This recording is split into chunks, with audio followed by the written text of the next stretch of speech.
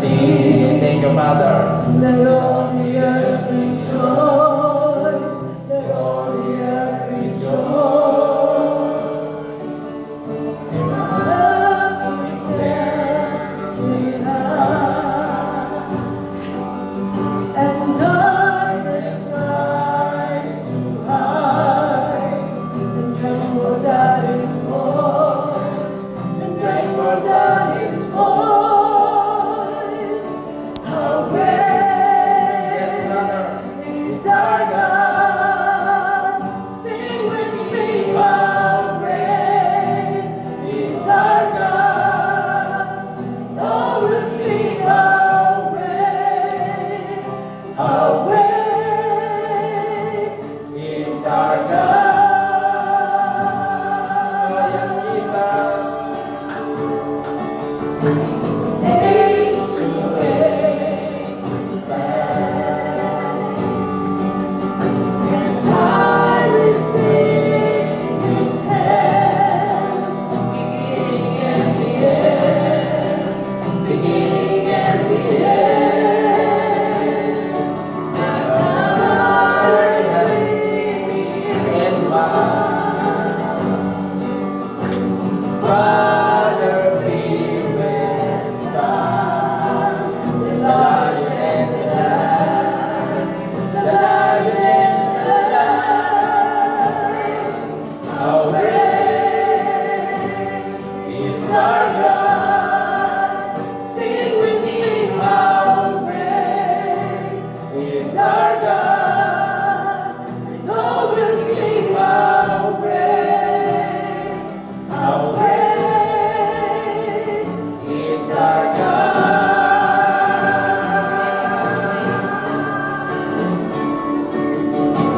Name above all names, you are worthy of our praise, and my heart will sing how great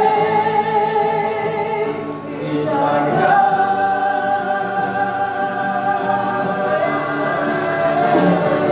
How great is our God?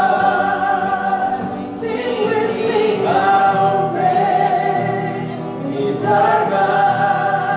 And oh, we'll sing how great is our God.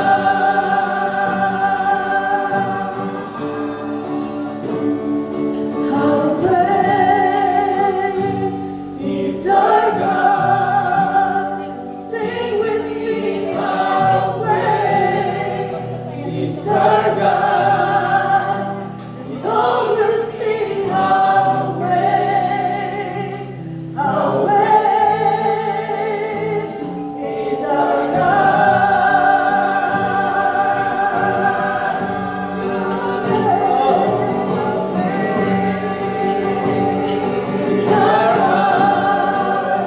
Sing with me, how great is our God? And oh, we'll sing how great is our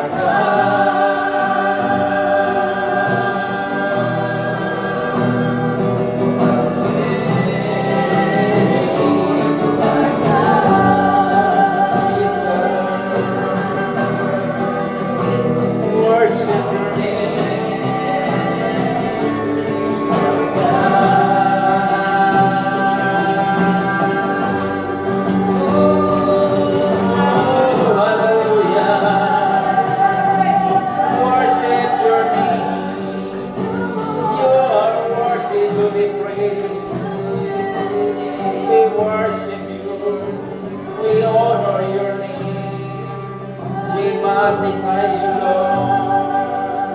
Hallelujah. Thank you, Jesus. Holy Spirit, we honor you. We bless your name, Lord. We humbly before you today, O God. Hallelujah. Sing with me.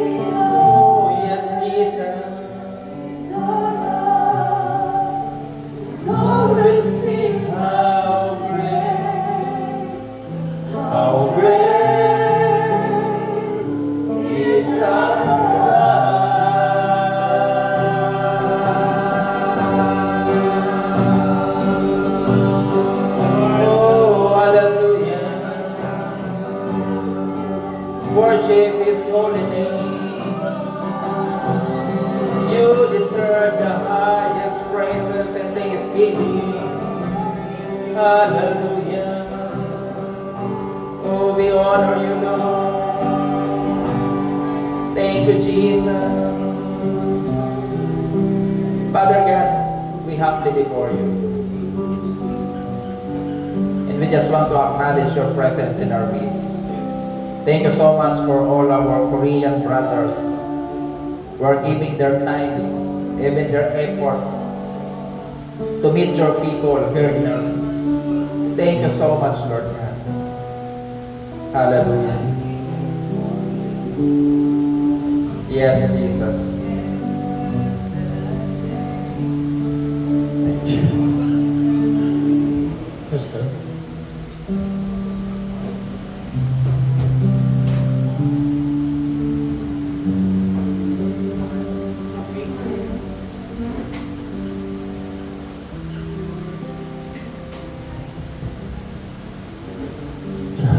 Sit down. Sige everybody, sit down. Pwede ba natin palakpakan ng Panginoon?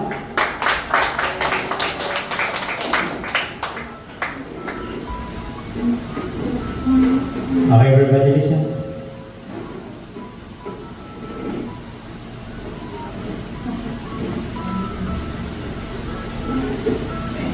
Okay, magandang hapon. Nais natin bigyan pansin ano ba ang layunin ng ating ginagawa ng 300 Warriors. Ang layunin ng mission ng 300 Warriors na revival team ay mawala ang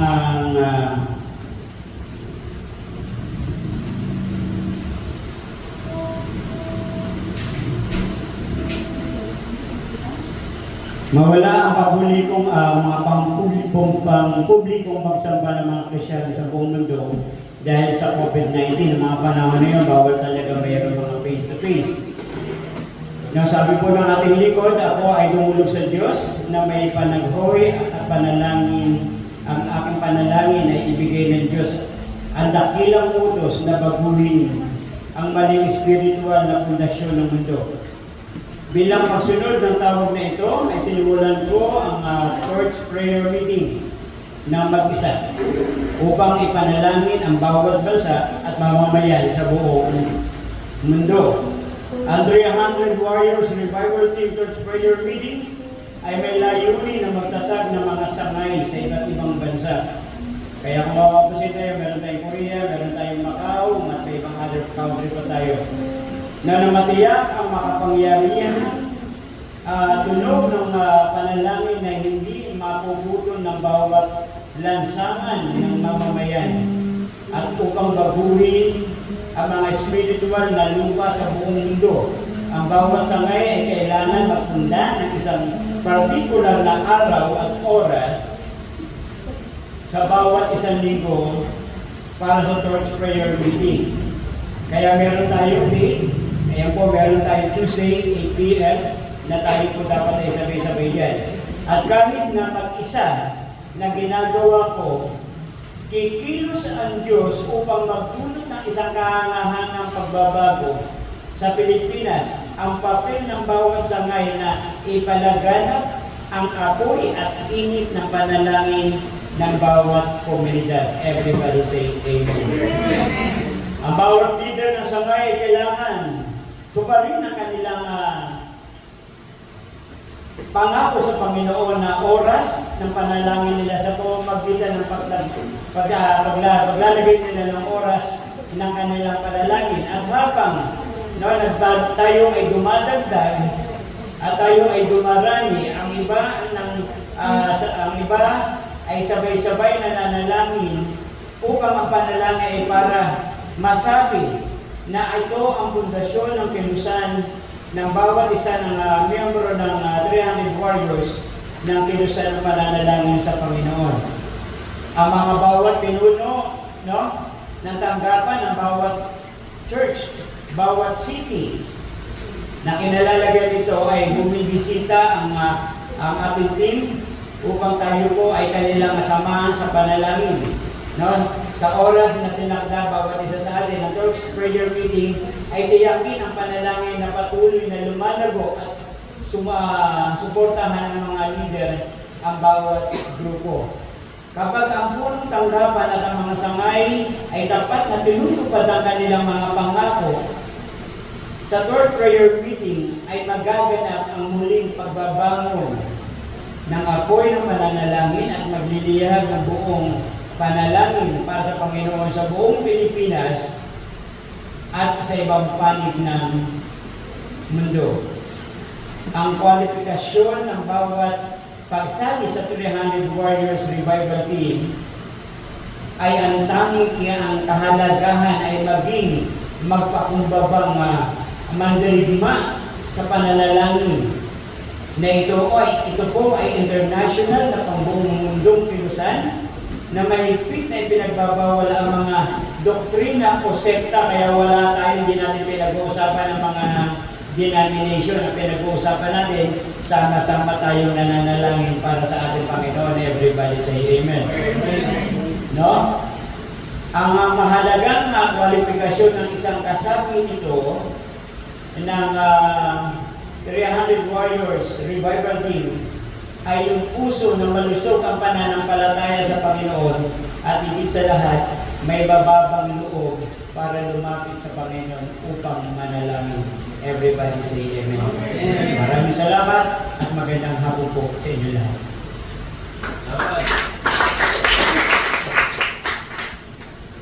Bishop?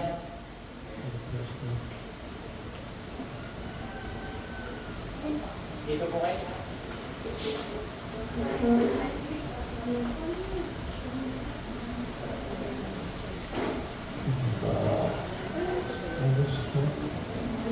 Atos Flores. Bread from heaven. Tuesday. PM 8. Time touch play every day. Long. Okay? God. Certification of appointment. Bishop Augusto Flores certified his appointment as the Philippine Bread from Heaven branch president. August 1, 2025, 300 Warriors Representative President, Pastor Jun Yu Yap. Congratulations.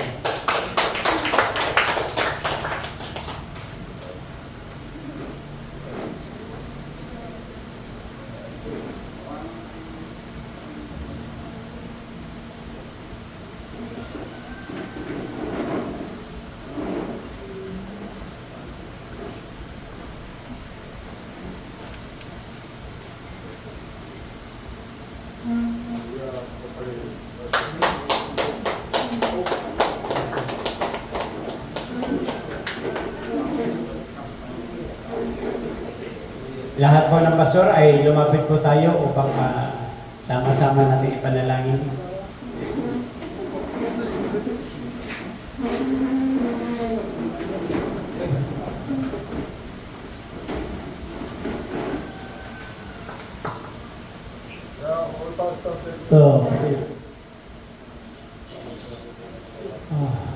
우리 패스를 터지 프레이 하고 할 수 있도록 자 로드 주님 오 할렐루야 이 시간 귀한 목사님 또 주님을 올려드립니다. 하나님 아버지 집을 더 쓰니까 해주시고 우리 목사님 그 지부장으로 세워주시니 감사합니다. 이 목사님에게 정말로 영권 주시고 인권 주시고 목권 허락하여 주셔서 지부장으로서 이 발을 잘 감당할 수 있는 우리 목사님 될 수 있도록 역사해 주시옵소서.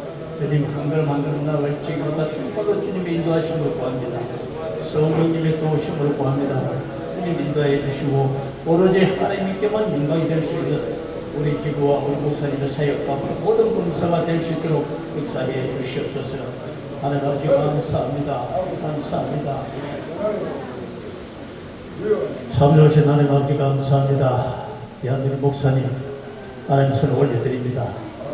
지금까지 이 모양 저 모양으로 대학에 사용하여 주셨다가 때가 되면 300용사로 불러주시고 지부장으로 또 세워주시니 감사합니다. 우리가 뭘 하겠습니까? 정말로 주님의 인도하심을 구하고 성령님의 도우심을 구하니 성령님 도와주셔서 우리 지부장님이 지금까지보다 더 많은 역량을 발휘할 수 있도록 영권 주시고 인권 주시고 물권 허락해 주시옵소서.